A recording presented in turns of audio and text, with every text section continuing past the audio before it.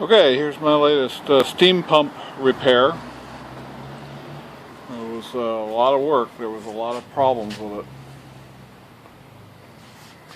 They had this frame here. It was turned around, so there was parts that wouldn't fit properly, and it caused the steam end to be up a little bit high on this end, which forced the piston down, so it wasn't running in and out properly. And then there are screws down here on the linkage that need to be loose to be able to run. Kind of interesting. And they were tight, so it wouldn't run. And there was just a whole bunch of little problems.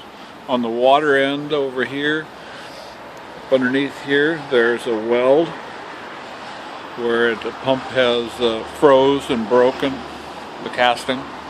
But it holds, it doesn't leak. Whoever welded it did a good job. There are drains on it which are kind of interesting. They're this part right here.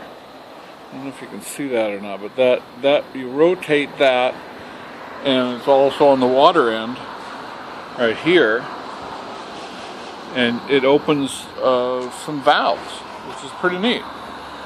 And I've just got it pumping into this bucket here, kind of recycling it. And it won't run on just one air, it has to have both of these. Of course, there's no pressure on it.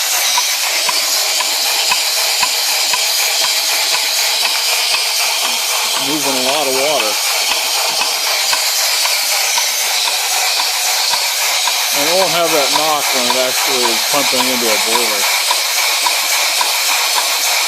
I can slow it down here a little bit.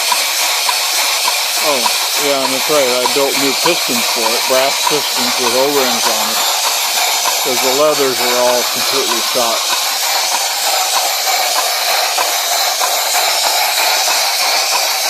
So of course is the boiler pump. Pump water in the boiler.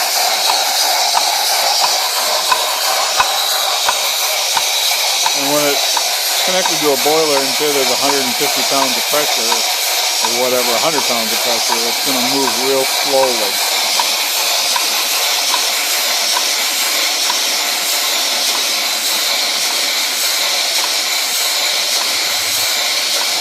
You know, even less than that when it's actually operating.